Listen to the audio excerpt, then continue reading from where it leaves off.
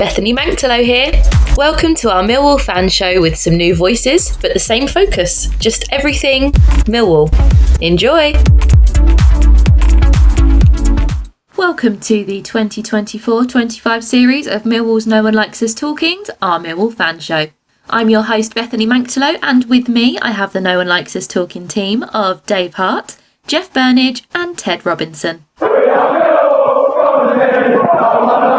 Not everybody likes them, but they don't care. Despite the lights going out at Portsmouth, and even when they flicked into life, the game was cancelled for safety reasons. Millwall have 14 points from our last 6 games. The Lions are currently 9th in the Championship.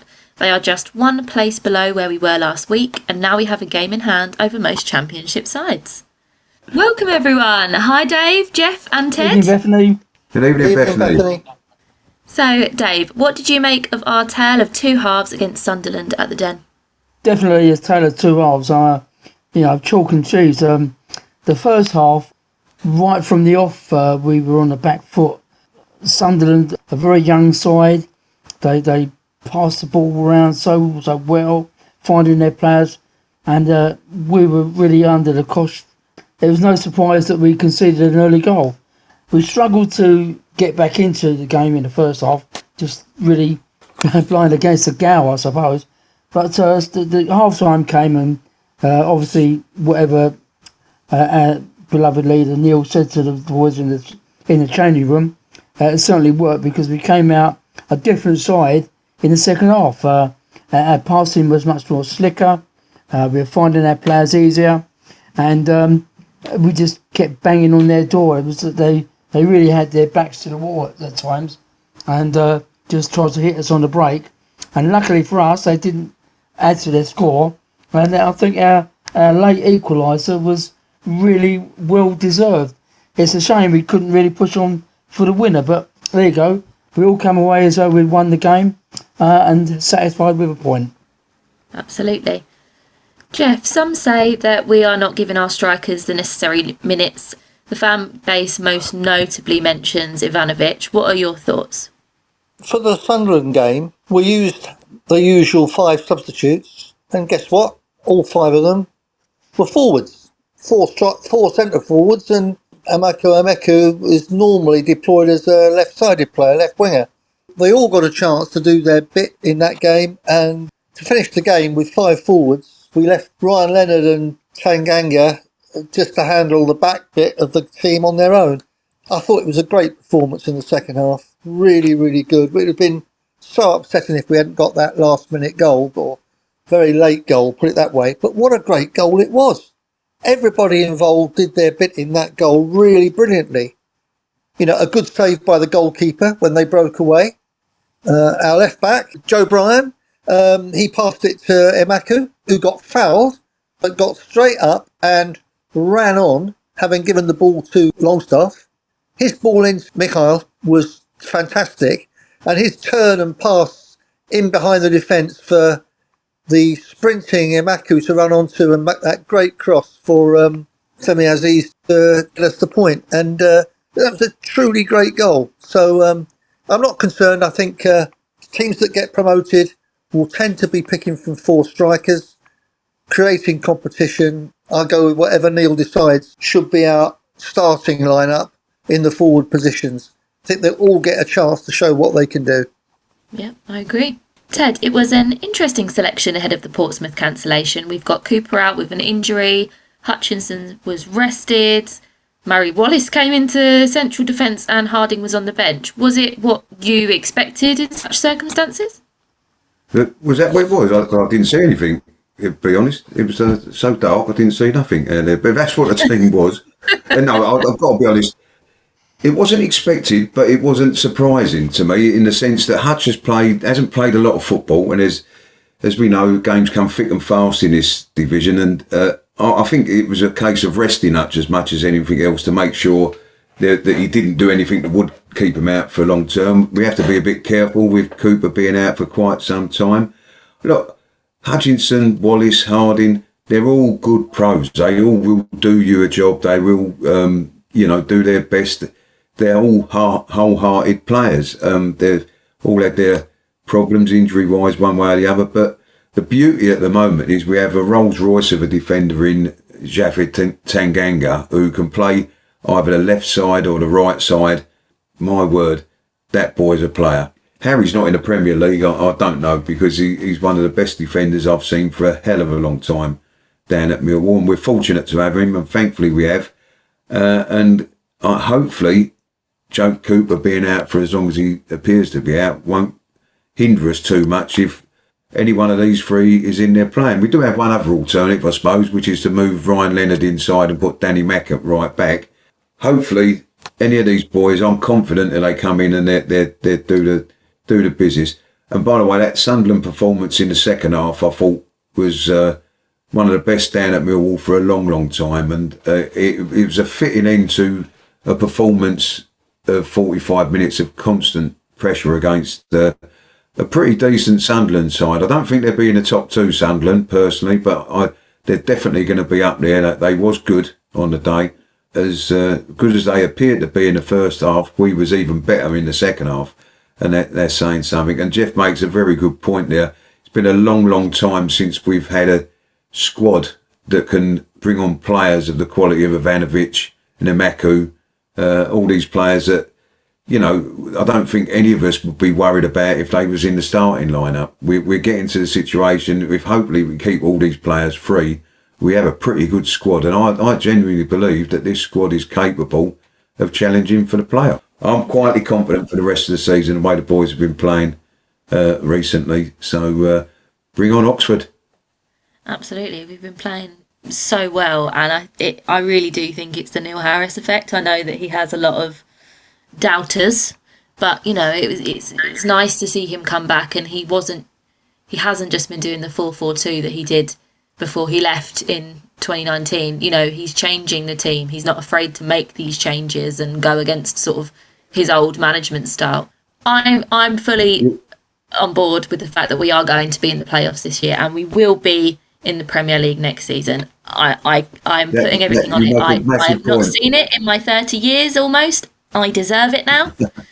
It's my time to see it. You make a valid point, Bethany. I think about Neil Harris. He's come back and he's evolved as a manager. There's no doubt about that. Yeah. This is not the Neil Harris that was with us before.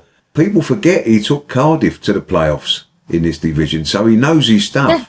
What he knows more than anything is he knows Millwall, and he gets Millwall. And that's why I think he's getting the best out of these. Absolutely agree. So let's take our first break there and hear about our sponsors, G&M Motors. Hi, this is Jess Tuffield from G&M Motors. Operating from a modern and purpose-built facility in Milton Road, Gravesend, G&M Motors offers a complete range of new Honda cars and services. As well as new Hondas, we have an extensive range of used cars, including ex-Motability cars from a variety of manufacturers. Specialising in new Honda cars, G&M Motors has been retailing quality new and used vehicles to the people of Kent and South East London for over 4 decades. We have been a Honda dealership since 1972 and are the country's longest serving supplier of this renowned marque.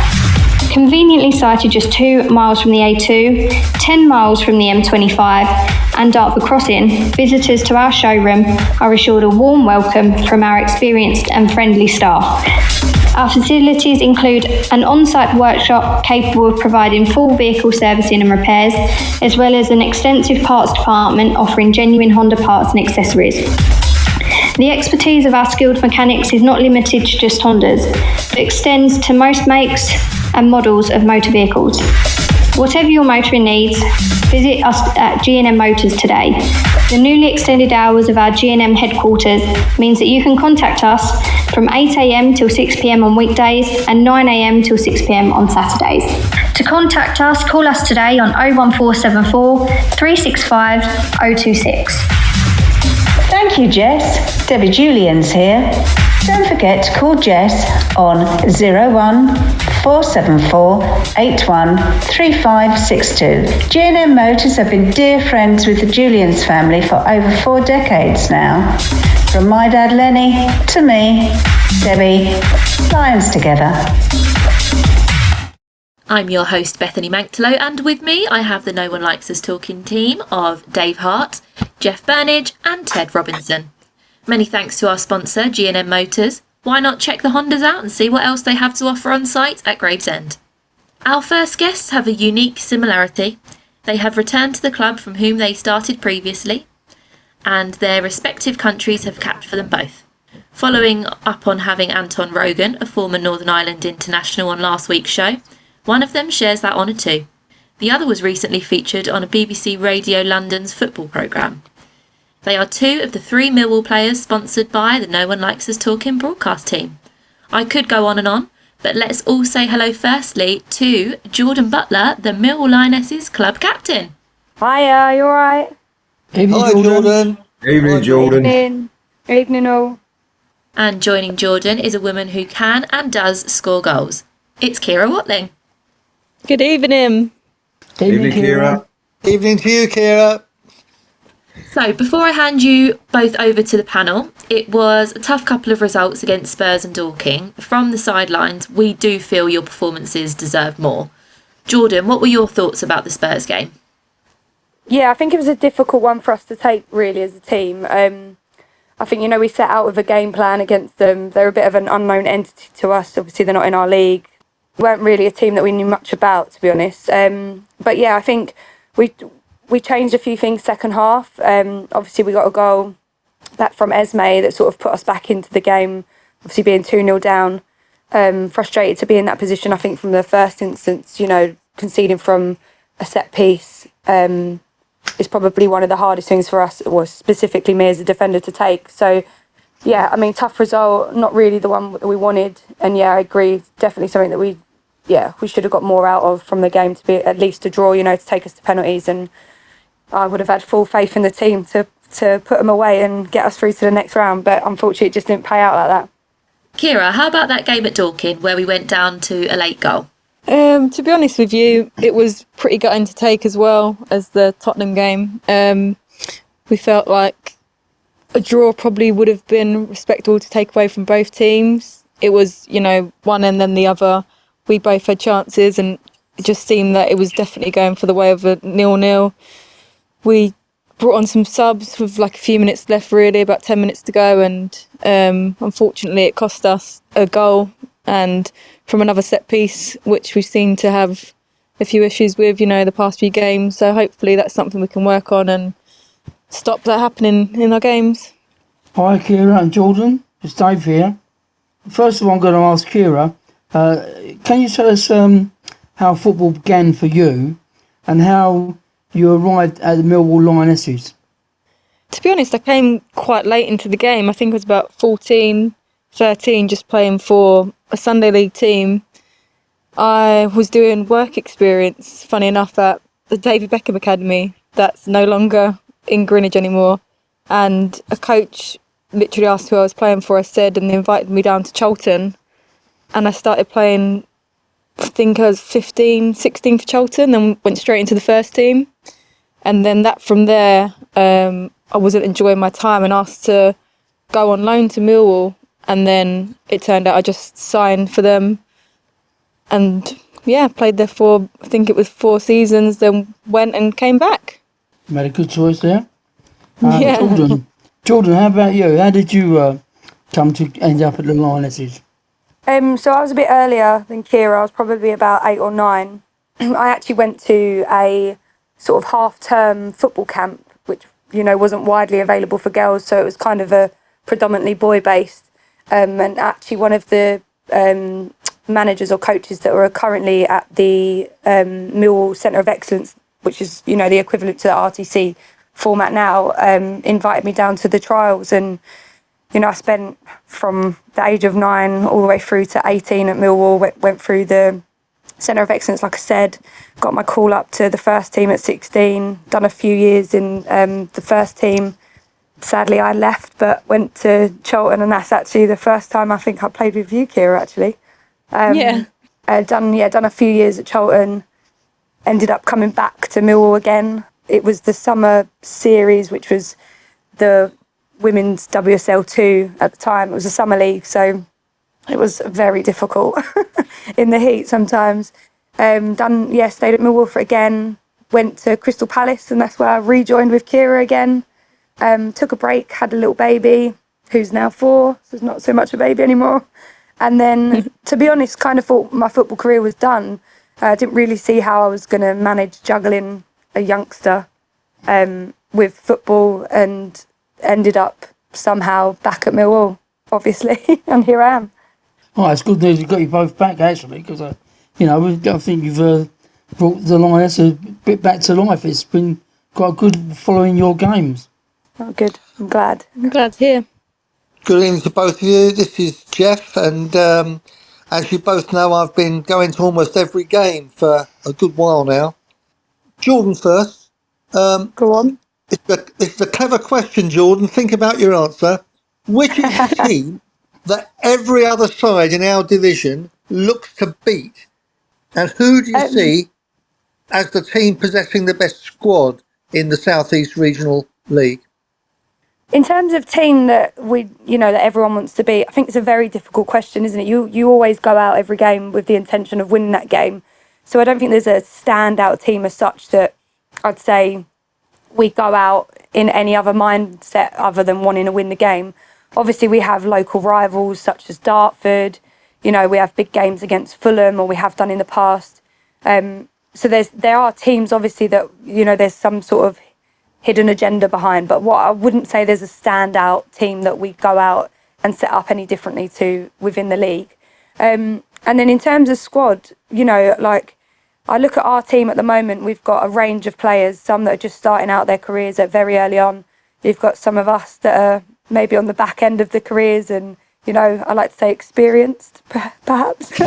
But I do think that as a squad, we have a very, very good standard, and, we've got room for improvement. Don't get me wrong, we had a very tough start to the season, which probably didn't put us in the best stead to start progressing through the league this year. But, obviously, like I've said before, Ted and Jack have come in and made very, very slight changes, but it's really driven that team morale that we've got. And, it's sort of bringing everyone out of their shells. It's, if you look at players' performances from the start of the season to how they're performing now, those minor changes have made such a dramatic impact to the way that they're playing. So in terms of squad capability, I would put us up there. Obviously, there are players that we play against that I think, Jesus, how am I going to flip and run against her or whatever? There are players in other teams that you'd obviously want to have in your team at some point, but I wouldn't say there's a squad any better than ours, to be honest, within the league, and I'm pretty sure Ciara would agree with me there. Yeah, most definitely. Well, that was my question, Ciara, is would you support those thoughts, or would you support one of mine, which is what my question was leading to? Do you think that Millwall Lionesses, given our illustrious history, is a team that, irrespective of where we are in the league, everybody else wants to beat? 100%. I do feel like whenever we play against teams, they up their playing levels when they play against us. It's just when you see the scores, when, say, like Dartford play someone else, and it's like a 1-0, a 0-0, or they've got beaten, it's like, then they come up against us, they definitely up, how they turn up to the games against us. And I feel like definitely everyone turns up wanting to beat us, and, respect on our behalf that everyone wants to beat us, really. I thought that was the case. Now, we'll be talking about the Bognor game, I think, a bit later on. And we follow that up with 2 games against teams at home that we would hope to get maximum points, Ashford and Haywards Heath. And that last game is on the 15th of December. And there's then a break, a mid-season break, until the 12th of January. How do you feel about that? Do you think it benefits you and us, or would you say it's a disadvantage? I'll go for Jordan first. Like I've said before, there's teams within the league that obviously we've sort of got a mini league that we think we should be rightfully taking points off of. But, football is a game of, anyone could go out and win. It's all about the performance on the day. And so we don't take it for granted that, we're going to come up against Ashford and Haywards Heath. And, we haven't come across Ashford just yet, but Haywards Heath we had a really good result against and a really promising performance. So I wouldn't say that those are teams that we're, it's a given right to take points off. It's definitely something, we have to go out and really work hard to get those points that we should be getting against. in terms of the break, it's difficult. It's very hard. Like for the likes of me and Ciara, we've got kids that those breaks are welcomed at times. Having a bit of family time, getting not having to rely on families and etc. to look after kids while we're off doing football and stuff. But also, like you said, that it does come with disadvantages. There's times where we're going to have to really work hard on our fitness over that. It might give us a bit of a benefit in terms of not really having, I would say, a really strong pre-season, which probably didn't lead us into the start of this season in the best stead. But I think we'll work hard on our fitness during that period, get some break that everyone probably needs and welcomes. But I think it's a mixed bag, isn't it? There's advantages and disadvantages to it. I prefer to just keep going, but also like a little break here and there, especially over the Christmas period. What do you think, Ciara? Yeah, I agree completely with what Jordan said. But I would say it leads more, in my opinion, to be an advantage. Since Jack and Ted have come in, training's been really good. We've had great meetings. We've been reviewing our performances, other teams that we're coming up against, and I just think it will prepare us more, their philosophy and the way they want to play, and really drill it into us. We still may have some training sessions in between that. Just because there's no games doesn't mean we won't be training. And I think we can really work towards on our fitness as well. Some may say disadvantage that we're working hard, but we can, get a lot fitter than what we are currently and look to be matching, the likes of Fulham, who are definitely training a lot more than us during the week, because that's the team that they are and that's what they've got provided to them. But yeah, I definitely think getting fitter and working on the philosophy that they've put forward so far, so we can definitely use it as an advantage. Do you know who the first game after the break is against? No idea, to be honest. I can tell you it's the reverse game against Dorking Wanderers. Oh, lovely. Be a good one to start back on. Yes. Definitely get some, a performance and hopefully some points on the table from it, because how Ciara said earlier, definitely was a game that we could have at least got 1 point on. A lapse of concentration in the game, we concede a set piece again, and we lose a point or potentially 3 points if we was to go on and win it. So that'd be a good game, something to look forward to come January. Hello, Ciara, and hello, Jordan. It's Ted here, not your Ted, but the Ted for the show. I was going to you sound a bit different. Well, I won't be shouting at you or screaming at you. It's really, really great to have both of you on the show. I must admit, I'm really looking forward to this one tonight. And I'm looking forward also to having Jordan's shirt presented to me. I'm fortunate enough to have won it along the line. I'm going to hope to have my granddaughter with me, who plays football at the moment. She's just come up to 12, so I don't get to watch the Lionesses because I'm out watching her most of the time. But she's that's nice. Last year or two got right into it, and she was in a promotions for girls football in schools where she met Beth Mead, and because she's a mini Mead. She's down as a mini Mead. She looks very much like her. So yeah, but when I come to get your shirt, Jordan. Yeah, bring her along. I'll bring her along. Good to meet Make sure you've got another shirt to put on as well, please. I don't want to be. Fingers crossed. No one needs to see that. Let me tell you. Anyway, that's enough of that. Anyway, Ciara, how are you seeing this season evolving for you, and what are your ambitions in it? We'll start with you.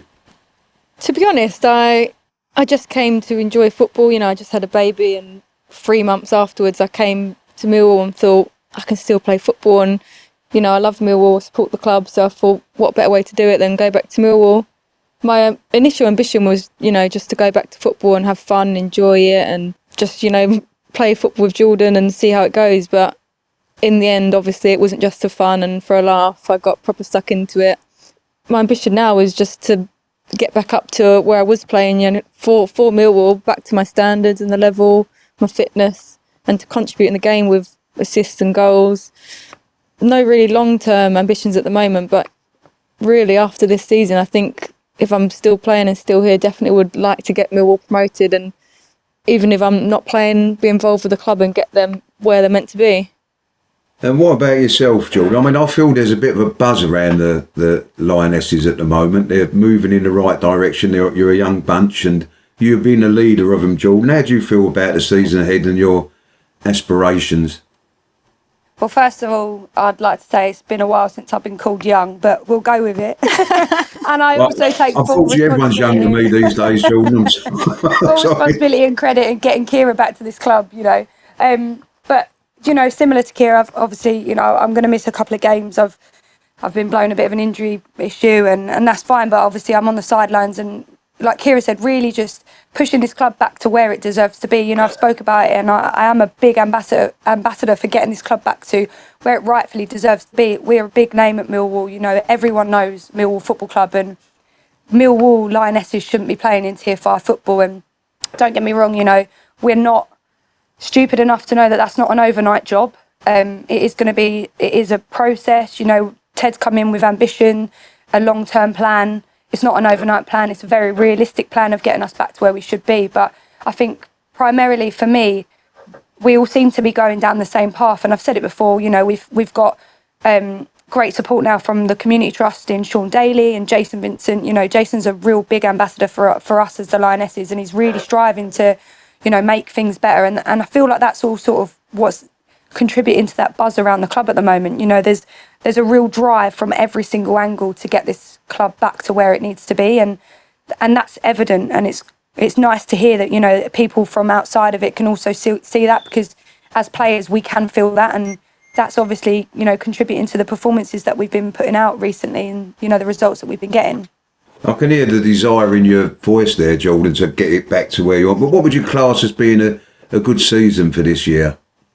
We have to be optimistic about it. We didn't have the best start. We lost some games to pretty big score lines. We had a real tough time for the players, very demoralising to, be walking off the pitch, conceding 4, 5, 6, 7 goals even, So I think we have to be realistic about this season, that we're not going to be promoted. We are aiming to finish as high as we can up in the league, to get good results behind us, to build that confidence back up, build that team morale, and the desire to get up the league, to aim for next season, being promoted. I don't think that's unrealistic. There's teams in our league, of course there are bigger teams in our league, the likes of Fulham, for example, like Ciara mentioned earlier. Their setup is very different to ours, and it's something that we obviously aspire to get towards. But again, like I've said, it's not an overnight job. But for this season, building the confidence, getting that team morale, and really getting our identity as a club back is something that I think is the most important thing for us this season. And I think we're already making great progress on that. And, it's only something that's going to continue to progress and hopefully lead us into the next season, and also make us more appealing to other big players. It's difficult in our league because, we are competing against teams, for example, that are paying, maybe different facilities. We've got teams in our league that offer minor things like David Lloyd memberships, which for a lot of people that aren't being paid to play, those are things that are attractive, really. So we've got to really worked hard this year to build that identity back up and really make us an attractive outfit for other people that are looking out at us and potentially want to join us next season. Jordan, I've heard you mention the famous Mary Earps on Radio London. And you've also played for England under-19s. But which 3 players have you played alongside in your career that stand out the most to you? Being in the England setup, I did play with some players that have really gone on to make really successful careers. I think one of the most standout players for me, playing alongside her, was Jordan Nobbs. At the age of 18, she was far beyond anyone else that I'd ever played with or against. Her ability on the ball, her football mind was, just surpassed anyone, really. So I'd definitely say Jordan Nobbs, and I think that, shows she's probably one of the highest players that have appeared in the WSL. So, I'd say Jordan Nobbs. Alex Greenwood, again, she was in my England setup, and again, really glad to see her having a really successful career playing at Man City now. One that I would say, and obviously I'm pretty sure Ciara was still at Charlton at the same time, was Kit Graham. She was a lot younger than, maybe 3 or 4 years younger. She's been dealt a few injuries recently, so she's had quite a bit of time out. But her technical ability was just unreal. It was a pleasure to play with her, and she's at Tottenham at the moment doing, like I said prior to the injury blow, doing really well. And she's one of those players that you could just give her the ball and you knew something magic was going to happen. So yeah, I'd probably go with Jordan Nobbs, Alex Greenwood and Kit Graham. And Ciara, there's a Northern Irish international in your top three. Which one is your most standout player? I'd probably have to say Rachel Furness, who plays for Northern Ireland. When I first went into training, I was just straight away knew that how good she was. And then when I started playing up against her in training, just a different level, she could literally win any header, I believe, probably even against in the men's league, League One, Championship. She's just got so much desire, and the way she plays football effortlessly. She's left-footed, which we all know makes a player look even more appealing than what they are as well. They just strike it so much better than anyone else. But yeah, she is a great player, and she's coming to the end of her career, which is a shame, but fortunate to play with her at Northern Ireland, but unfortunately against her also in the league. Have you modelled yourself? Have you followed any? We're just different players, but I used to watch her in awe, and I wish I could play like her, but she's many levels above me. Yeah. Jeff back here. When we have guests on this podcast from the men's game, we try to get some humorous stories out of them.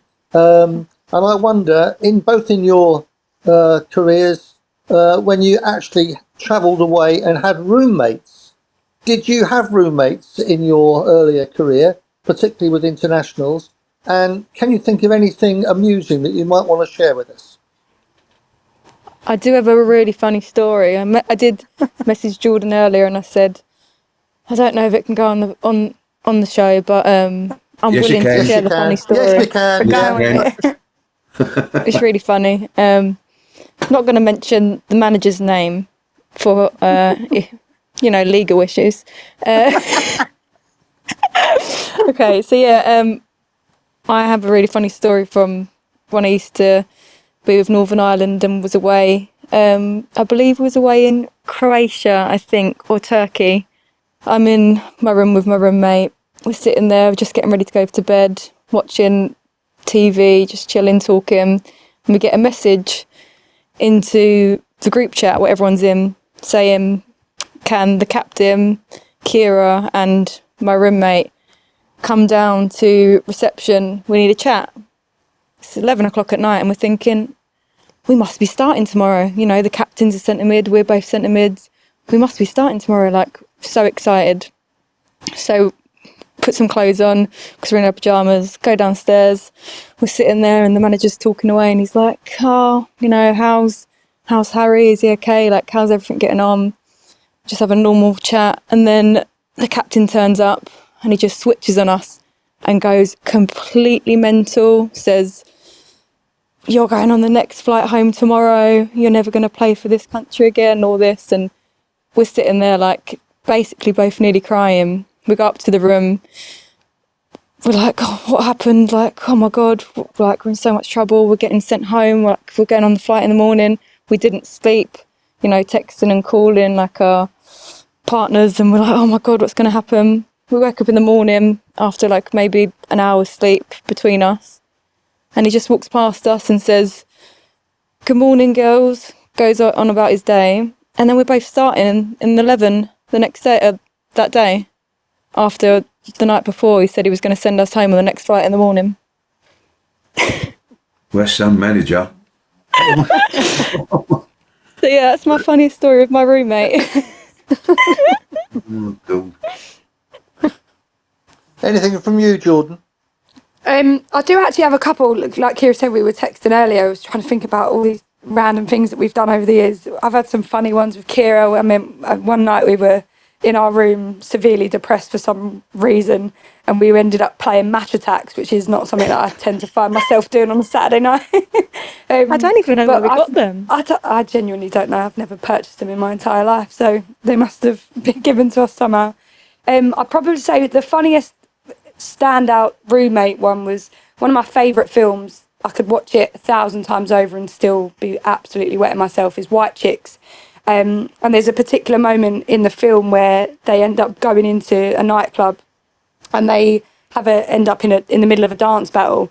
And for some strange, unbeknown reason to me and Ella Rutherford, who's one of mine and Ciara's close friends, ended up reenacting this particular dance move, which it's really difficult to explain, but somehow I managed to flip Ella Rutherford over and continue the dance, and everyone was clapping, cheering, laughing. It was, one of those standout moments that, we tried to recreate it 2 years ago in Ibiza. It didn't quite go to plan. So it was definitely one of them ones where it was just everything had played out right at that particular moment.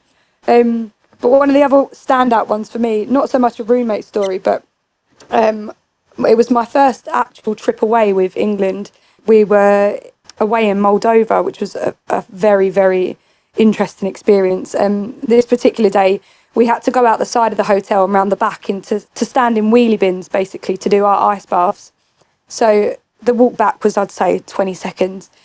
The team have all done their ice baths. We're walking around, and all of a sudden one of the girls has screamed, "There's a dog!"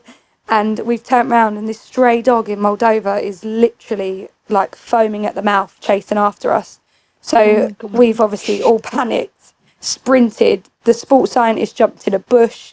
We've 5, 6 of us have literally jumped into the hotel lobby, laughing on the floor while this dog is completely run straight past us. So it obviously seen something in the distance, had no ambition or any thought to come after us, but for some reason we decided to think this stray dog was after us and that we was going to be his dinner meal for the night. So it was looking back on it now, it was hilarious, but at the time it was very scary, thinking we were going to end up with rabies or something on the first away trip with England. But it's an experience, to say the least. Somewhere in Moldova, there's a dog walking around telling all the other dogs, "I scared the life out of the under-19s England team, ladies team once." Yeah. But anyway. Yeah, definitely. He's probably got a better story to tell than I have. The sights he would have seen. I've got to say, ladies, congratulations that... Oh, there goes my phone. What's that then? Oh. What I was going to say, ladies, well done to both of you for when Dave asked his question about the top 3 players, you never nominated one another. That was very noble of the pair of you. I thought at least one of you would have said something about the other, but well done. To be honest, I was waiting for Ciara to say me, but... Yeah, you would expect that. Being the captain, you would have expected that. Jeff asked about Northern Ireland, so I just had to put that in there, But well done. But Jordan, looking at, say, 5 years from now, I think I know the answer to this because, like I say, my granddaughter's into football now, and I think it's a massive explosion in this country. And I think in 5 years' time, the question is, where do you see women's football going? I think it's just going to go from strength to strength. What do you reckon, Jordan? Yeah, I'd have to agree with you on that. I think Ciara would agree. If we look back to sort of the setup when we first started our careers as youngsters, I was having my dad drive me around the country up to Sunderland when we were representing the first team. And, when you think now the setups that teams are provided, we've got teams flying on private jets to games and stuff. It's just a whole different world. And I do think a lot of that is to do with, the great success of the England women's team in the Euros. That was a massive, massive turning point. And it really, put women's football on a stage. I'd have to agree. I don't see it not growing. I just see it continually evolving, growing, more support from the club, more support from supporters, more investments from external, businesses, etc. All of the games you can watch now on Sky Sports, TNT Sports, or whatever platform that they're on, that just didn't happen 5 years ago. And if you think about the change that we've had within the previous 5 years, I expect that to be pretty similar within, the next 5 years. Well, I agree with Jordan. My granddaughter plays, I can see the amount of teams that are springing up, and there's the standard is. She's only been playing for the last 2 years, but the standard is getting so much better, and there's so many more teams around in sort of grassroots football, which can only bode well for the future. What do you believe in? What do you reckon, Ciara? Do you reckon the same thing as Jordan, or? Oh, I completely agree with Jordan. I never thought when I started football, 14, about then, I never believed then that would I be playing against England at Wembley. If you told me that when I started, no way would I have believed that.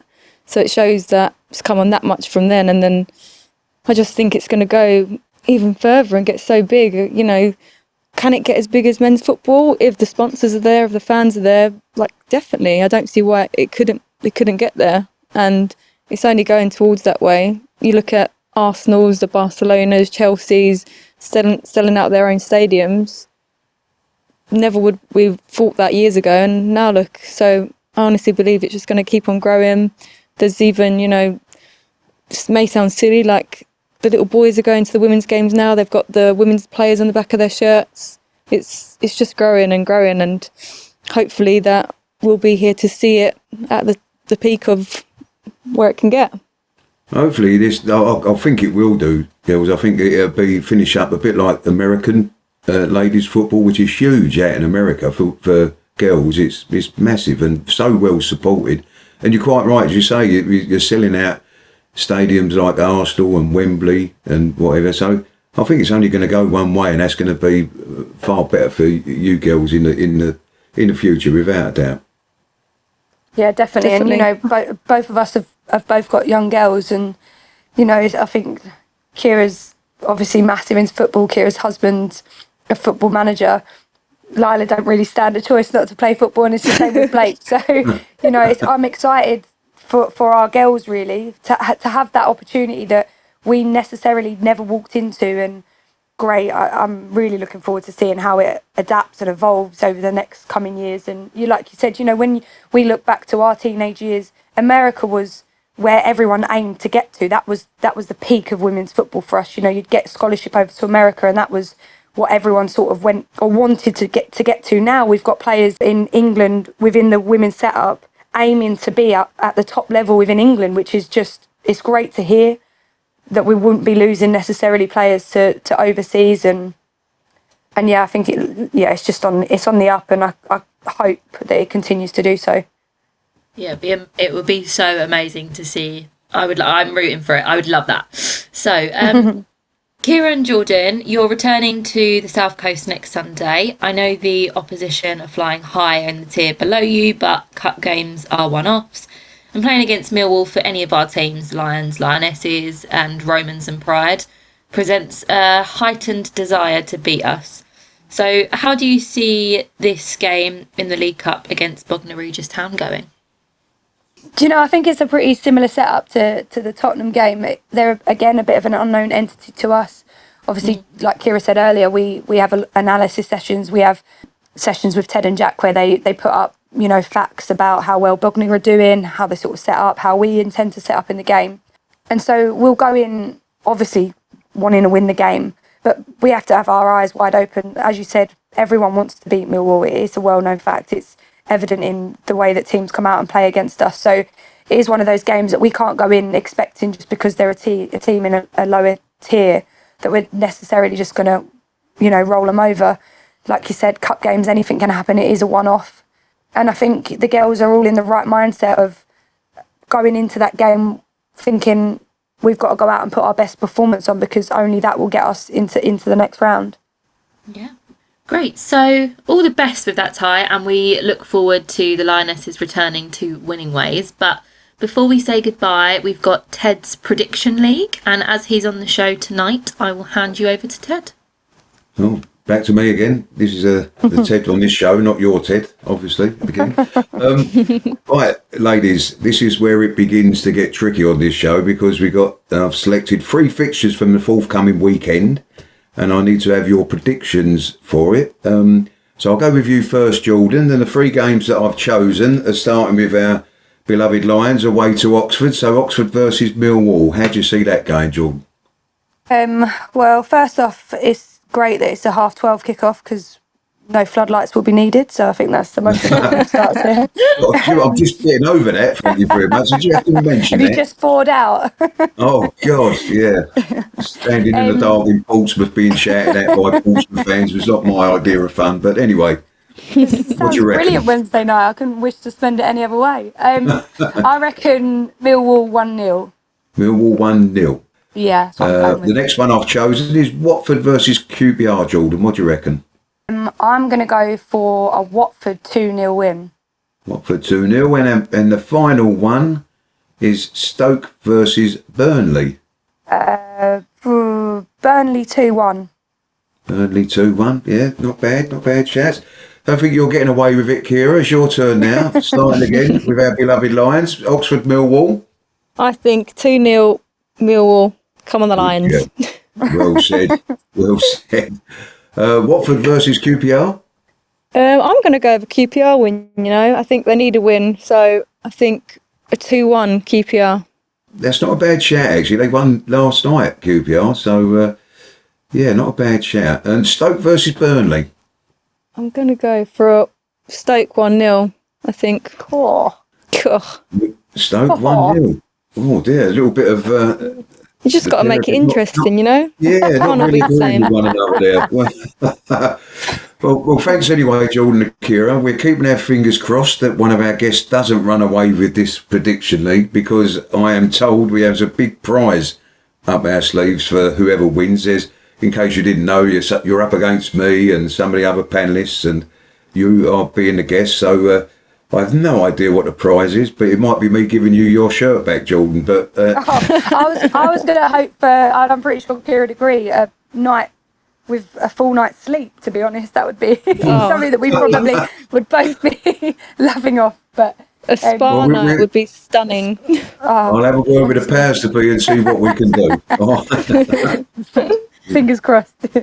But just, thanks for having us, guys, and obviously thanks for the support that you guys give us, and especially, me, Ciara and Mia, with the sponsorship that you give to us, and it's very much appreciated. And having us on this platform to really share the experience and drive of where we're trying to get to for Millwall Lionesses, it's greatly appreciated. So thank you all, guys. Yeah, thank you so much. Thank you. Having you both on the show has been an absolute pleasure. It's been great to hear about all of your stories, and we hope to get you back on at some point soon with Mia Lockett as well before your season ends. That would be great. Oh, that'd be lovely. Great. So all the best to you, yours, the Lionesses, and all the family. And thank you very much for having us. Thank you so much. Thank you. Yeah, thank you, Jordan. Much. Thank you, Ciara. No worries. Thanks guys. Yeah, good night. Good night, Ciara. Good night, Jordan. Good night, Jeff. I've enjoyed watching you play, and I'm very hopeful for the game on Sunday, place in the League Cup quarter-final at stake. So good luck with that. Fingers crossed. Thank you very much. Go on, you Lionesses. Come on. And we will take a break there and hear about Bermondsey Town.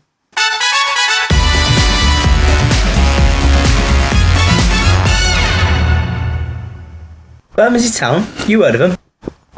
I have, but what about then? They're a football club based in Rotherhithe and play at the St Paul Sports Ground, Salter Road. They ground share with Fisher on match days. It's where the Millwall Lionesses, Romans and Pride play on Sundays. Oh yeah, I know. Well, if Millwall are away, I'll get along. Check out the fixtures and details on the Bermondsey Town website. I will give it a go.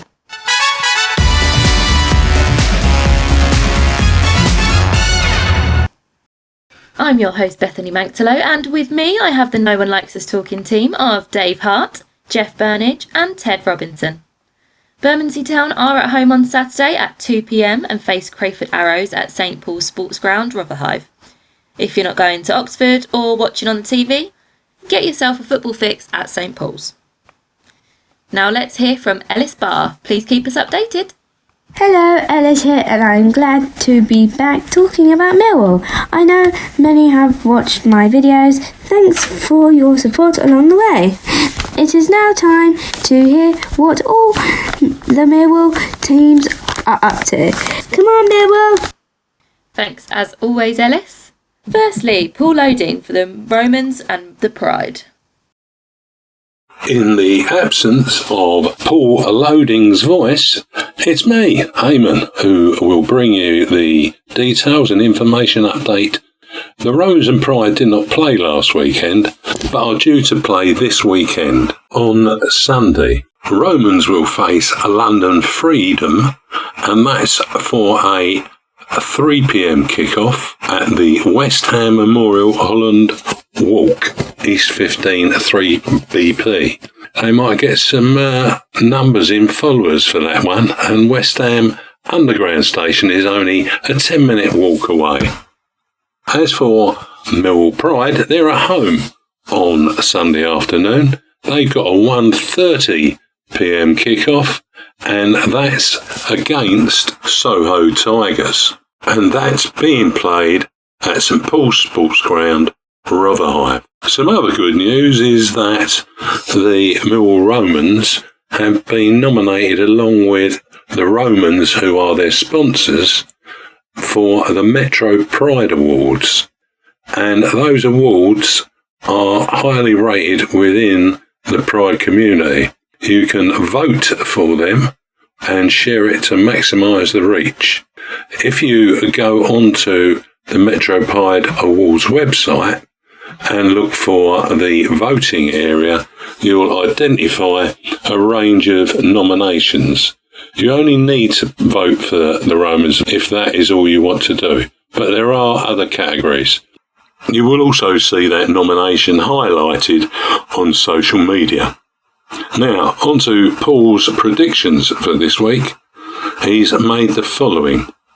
Oxford United versus Millwall is no goals for Oxford and 1 goal for Millwall. Sounds familiar. For Watford v QPR, he's gone for a 1-0 Watford win.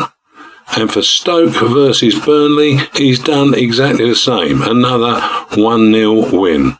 Hopefully we'll hear Paul back with his voice next week on the show. That was a nice surprise from Eamon. The Lionesses with Jeff for Maritime Radio next.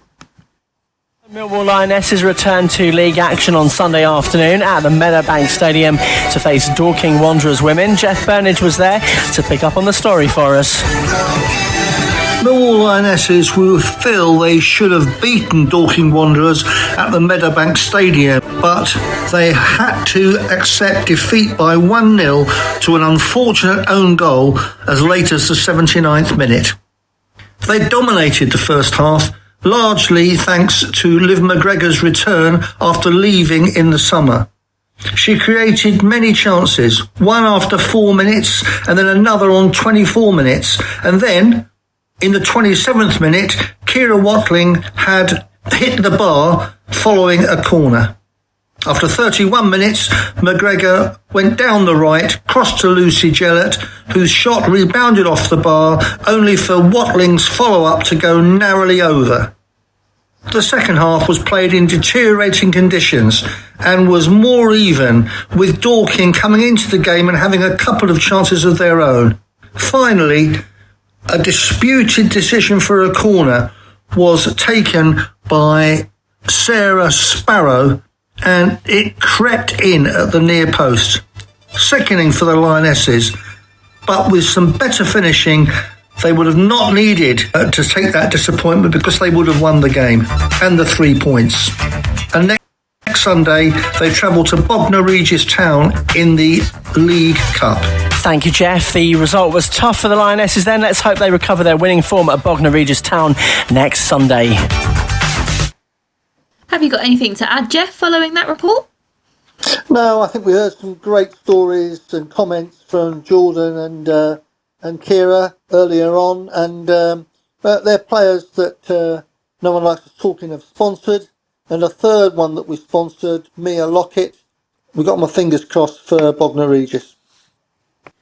Brilliant. Next up for the first team is a trip to the Kassam Stadium to face Oxford United. We last visited Oxford in the league in 2016 and reaped a 2-1 victory courtesy of goals from Steve Morrison and Aidan O'Brien.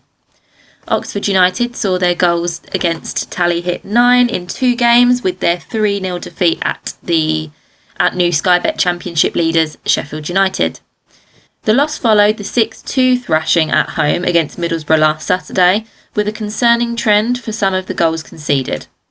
The theme replayed against the Blades on Tuesday night, and 2 further goals were conceded when opposition forwards managed to get on 1-1 with their keeper. Head coach Des Buckingham said, But we also had to adapt and evolve.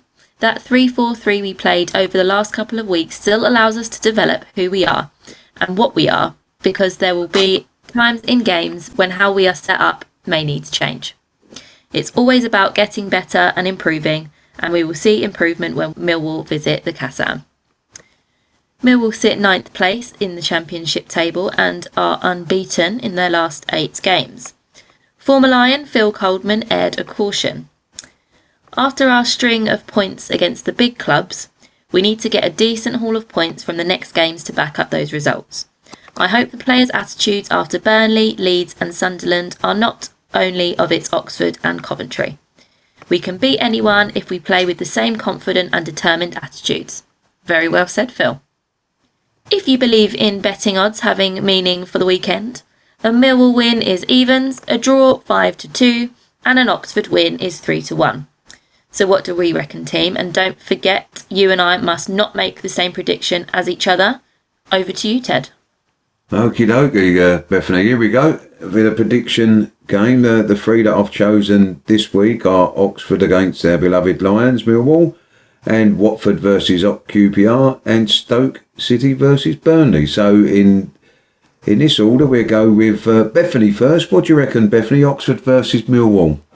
Oh, I'm going to go 3-1.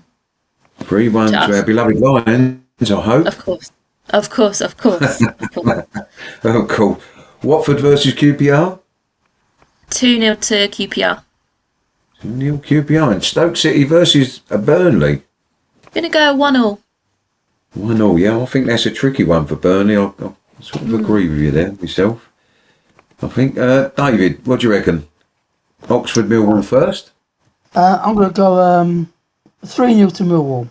3-0 Millwall, let's hope so, Dave. Watford versus QPR? 1-0 Watford.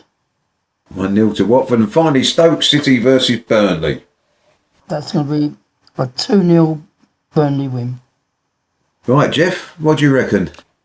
Well, I'm going last, and Phil Coleman was complaining, wasn't he, that going last, the scores that you would have predicted have already been taken. So, with one hand tied behind my back, Oxford 0, Millwall 4. Watford versus QPR then, Jeff? I know QPR got a win in the week. That's badly needed. They've been shocking, but I think that was a one-off. I'm going to take Watford. I think they'll win that 2-0. And Stoke City versus Burnley? I don't know what to go there, really. I think I'll probably go 0-0 if I can have that. Yeah, they don't score a lot of goals, Burnley's. That's why I fancied Stoke to nick that one myself. So I think we was thinking along the same lines there, Jeff. We were. There you go. What do they say about two great minds? What do they say? Two great minds? They do think alike. Yeah, you're right. Oh dear, my mind's the same as Jeff Burnige now. I've got to go away and sleep on that. Thank you very much, Jeff. Over to you, Bethany. So we also have predictions from Nick Wythe of the Facebook Millwall Sicily site. Let's hear what Nick predicts.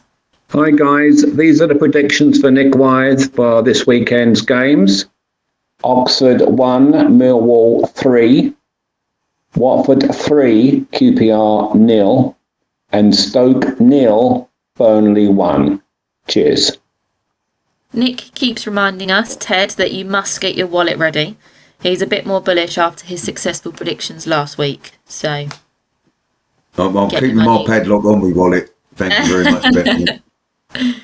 Well, thanks for that, and thanks to Dave Hart, who collates the results.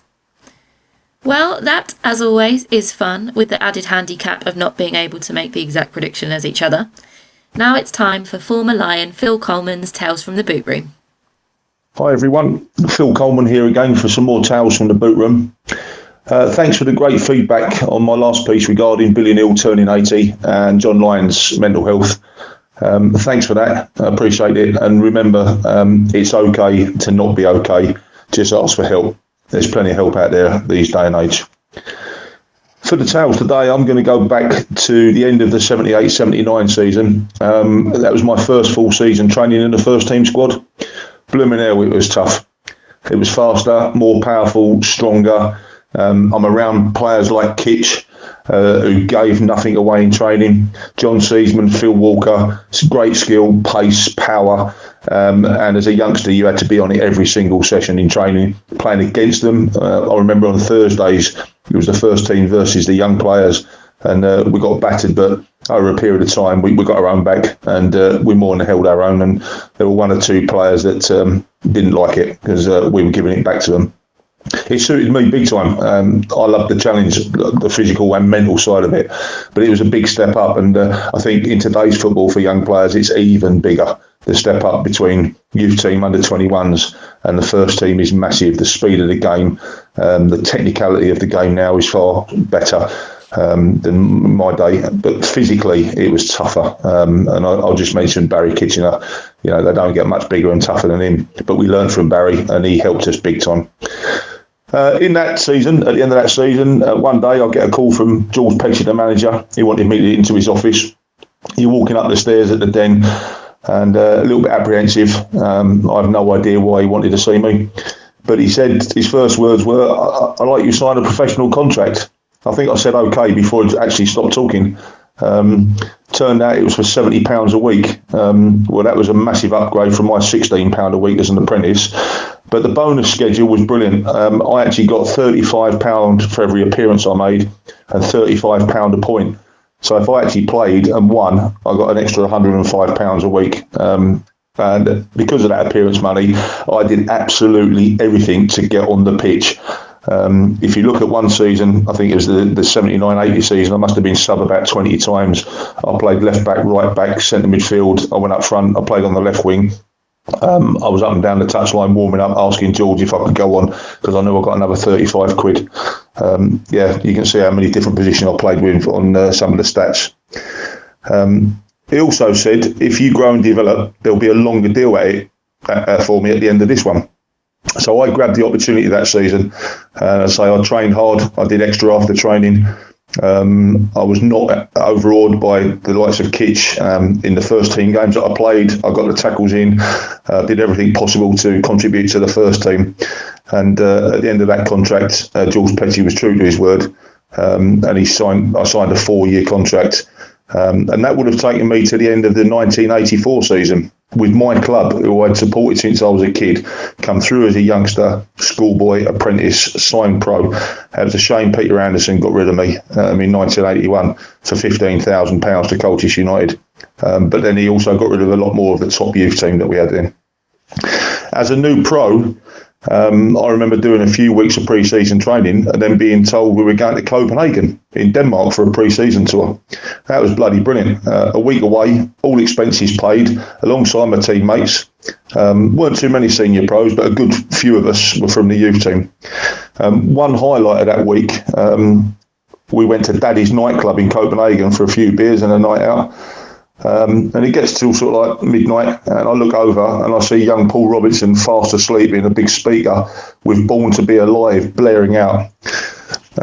He was out cold inside of a speaker. It was a great team bonding week. We got to know the players on and off the pitch, like Tony Towner, and it made the team stronger, more together. There was no distractions. We were out there training. We went home together. We went to the room together. We went out for a few beers together. And the training and playing and a good few socials, although there weren't too many senior players around at that time. But there were a good few fans as well. I remember there was a lot of Millwall fans went over there to that trip. And guys, if you're listening out there, thanks for your support, because to travel to a pre-season tour is no mean feat. So amazing times for a young player like myself. More tales soon. All the best. Bye for now. We got a lot of messages from listeners about Phil's story about the late John Lyons and how Phil's tears set them off. Rob Woodford would like Phil to give 5 minutes on his Millwall managers, warts and all. We will take a break there and hear from Ellie Milliken talk to Eamon about Harvey's Den Cafe. Hi Ellie, lovely to see you here up in Harvey's Den again. And of course you've taken over from the Brown family. Cafe that they have here is just wonderful. Millwall shirts on the chairs, blue and white tablecloths, blue chairs, and all you guys in Millwall kit. Of course. Tell me, what goes on? When are you here? What can we expect? We're here Monday to Friday from 10:30 till 5 every day, open to the public. Everyone's welcome. We're open every match day from 11:30 till 2:30. We've got a new family, a new little CAF team, and the girls up here are all lovely and friendly. So who are the girls that are up here? We've got myself, Ellie, of course, and then we've got Nicole, who works during the week. We've got Michelle, who also works during the week. She's lovely. And Lena, who works on a match day. And my mum, Ellen, who's very well known. Very well known. She also helps out in here from time to time. So we've got a lovely little family team. To look after the community. Exactly. Wonderful stuff. So what's on offer at the cafe these days? We've got everything from chicken burgers to paninis to full breakfasts, tea, coffee, hot chocolate, soft drinks, snacks, everything you could need. So it's all here, all available, a great team to serve it up to you. Well, what else can I say but carry on in Harvey's style here at Harvey's Den Cafe. And all the best to you, Ellie, and your team. And I look forward to coming up and enjoying some of the fare in not the far distant future. Well, in fact, I've already done that. The coffee is just superb. Thanks, Ellie. Thanks, Eamon. I'm your host, Bethany Manktelow, and with me I have the No One Likes Us Talking team of Dave Hart, Jeff Burnige and Ted Robinson. Did you know that Harvey's Den Cafe is open Monday to Friday and on match days? Go down and enjoy the great food at Harvey's Cafe. It's located on the first floor of the Millwall Community Trust Lions Centre in Ballina Road. Our third guest has inspired many men to walk and talk to remove the stigma associated with mental health. It has been many years since we first heard from him on Love Sport Radio, but we always keep an open eye on how his groups have grown. The Proper Blokes Club is featured on several social media outlets and they are buzzing. Let's say no more than welcome and say well done to the Proper Blokes Club founder and Millwall fan, Scott Johnson. Evening, Scott. Evening, Scott. Evening, Scott. Evening, Scott. Good to hear from you. Yeah, thanks for having me on, lads and ladies. So firstly, Scott, what a brilliant job you've done to bring about so many groups under the banner of the Proper Blokes Club. If you could remind us, I think it was only one group when you first came on Love Sport Radio with us. How many has that grown to and how many men are involved? Yeah, we last spoke at the beginning of this nearly 4 years ago now, and we only had the one group. One guy came along in Southwark where we first started, and now I think we've got 19 groups now across 13 London boroughs, over 500 guys on board now. So yeah, it's taken off really big, to be fair. Hi Scott, Dave here. I have to admire what you've done. It's absolutely great, the work you've put in and the effort. I saw a picture of you and the others outside the gates at John Brelson Way. I think you just completed a walk around the London football stadiums. Can you tell us about that event and what it was all about? Yeah, so I'm starting a new organisation called Talk FC, which is going to be the same mission as the Proper Blokes Club, and that's to get more men active and more men talking about mental health. But that's going to be using football as the tool to drive the conversation. And we wanted to raise some money for a pilot for the first programme we're going to be running for that. And we wanted to try and think a little bit out of the box and something a bit challenging. So we decided to walk to all the professional football clubs in London. Within 24 hours, it was 65 miles, I think, all in we done, and we literally just got there at Millwall at the end, just in time to complete that task, and we raised enough money to start the pilot for next year as well. So just raising awareness about a new project that we was doing. Oh, fantastic. Scott, it's Jeff Burnige. Good evening to you. It's lovely to have you back on. We've followed the progress of the Proper Blokes Club over the years. And your commitment to it is massive. So I admire that greatly and look forward to seeing how the new pilot works out. Turning to the football, my pleasure. Turning to the football, do you manage to get to the Den as often these days? It's a little bit difficult. I usually have my little ones and a bit of family time on the weekends, but I try and get down as much as I can. But yeah, it's been a once again another roller coaster of emotions down the den in it this season. But it's pretty good at the moment. How do you think we will do this season under Neil Harris's leadership? I'm forever the optimist, and like when I tell my friends this, they say you're chatting a load of rubbish. But I really feel us just getting in, maybe into the playoffs if I'm being really optimistic. No, Scott, it's Ted here. Listen, mate, keep up your standing work. I'm always amazed at people like yourself and what you give to others by starting this group up and getting us stubborn old men to be speaking about mental illness and health is a massive achievement, mate, because lots of us bury all sorts of things. So keep up your standing work, mate. It's fantastic, I think. We have a prediction league, which is called Ted's Prediction League. So I need you to predict the 3 following games for me, mate. And the first one is starting out with our beloved Lions playing Oxford away on Saturday. How'd you see that one going, Scott? Yeah, I know we're not the best from home, I guess, but I'm going to go all in and reckon we're going to get a 4-1 win. I think that game that we didn't play would do us a favour having a bit of a rest, so I'm going to go with a 4-1 win. Scott, if that comes in, I'm going to get you to predict every week, mate, I tell you. I wish I had your optimism away to Oxford, but I think we'll win, but I'm not sure it'll be 4-1. Let's hope so, mate. That'd be a good idea. Be a good thing. Second game is Watford at home to QPR. I think that'd be a bit more of a tighter one, but I think Watford might just nick it 1-0, I reckon. 1-0 Watford, yeah. And for the third game, I've gone for Stoke City at home to Burnley. What do you reckon there, Scott? Yeah, Burnley might just nick that one as well. I'll probably say 2-1 to Burnley, I reckon. Lovely. Well, thanks for that, Scott. I hope one of your scores come in anyway, definitely. But good luck with it all, mate. Yeah, cheers, mate. Scott, can you remind us how we can help you achieve your goal for Talk FC? Yeah, to be fair, it's just if anyone can get onto our socials and give our socials a follow on Facebook, Instagram, Twitter, if they can give us a follow there and just keep spreading the word and maybe just check in with a mate. That's always a good winner for us, you know. Any guys that have not heard from their mates in a while, drop them a message and just check in on them, see how they're doing. Absolutely, yeah, we'll definitely follow the socials, and I'll definitely pass it on to all the men in my family and all my male friends to make sure they're checking up on their mates. So, Scott, thank you so much for sharing your thoughts about the Proper Blokes Club and Millwall. We really appreciate you coming onto the show, and we look forward to hearing from you soon. So, all the best to you, your family, and your work with the members of the Proper Blokes Club. So, thank you so much for coming on. Thank you, I really appreciate your time, guys. Yeah, thanks a lot. Cheers, Scott. All the best, mate. All the best. All the best, mate. We will take a break there and listen to me explain how you can support the Millwall Community Trust.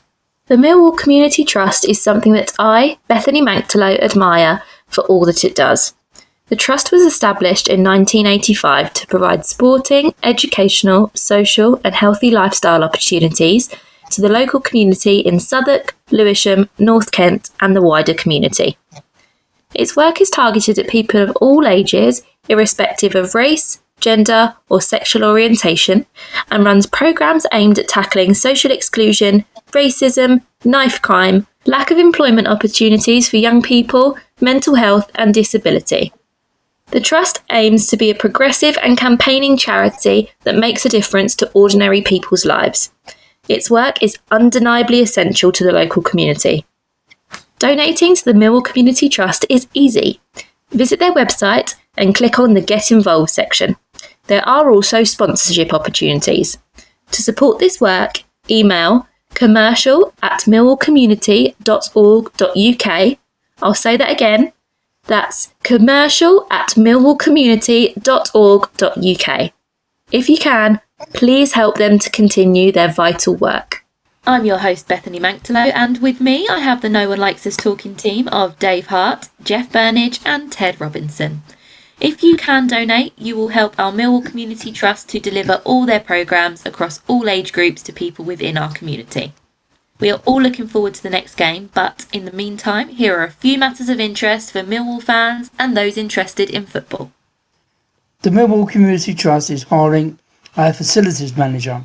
The role holder will assist and supervise clients and customers in their use of the MCT operated site by maintaining a clear, secure and customer-focused service and ensuring customer safety and well-being. Could this be for you? If it is, you can obtain a full job description on the Millwall Community Trust website to apply. Be lively, as the application closing date is Friday the 6th of December 2024. Our colleague Miles will present next week's show with Phil, Steve and probably myself joining him on the panel. Don't forget to tune in. Additionally, our monthly show is going to return live on Maritime Radio 96.5 on Saturday evenings starting in January. Watch out on our social media and on this show for further details. The Millwall Lionesses will travel to Bognor Regis this Sunday to face Bognor Regis Town women at the MKM Arena, Nyewood Lane, for a League Cup tie. The kick-off will be at 2 p.m. If you fancy a day out on the Sussex coast, why not take the game at the MKM Arena and give the Lionesses the support that they deserve. Don't forget, you'll be able to listen to the No One Likes Us Talking team bring reports from our games both home and away for the Lions, Lionesses, Romans and Pride, and also updates on Mill community matters on Maritime Radio, broadcasting at 96.5 FM across South London and North West Kent. You can also find us on Instagram, Facebook and X, formerly Twitter, YouTube, Tumblr, SoundCloud and all popular podcast sites. Thank you, Dave. Thanks, Bethany, and thanks for listening. Thank you, Jeff.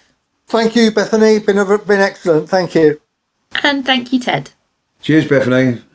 And thanks to you all for listening. And don't forget to keep it safe on the streets out there. It's good night from me.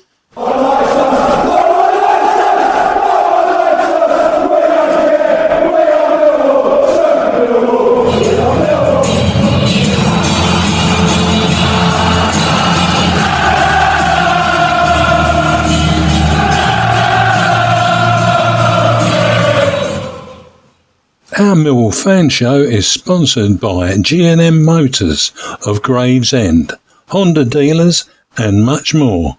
Thank you.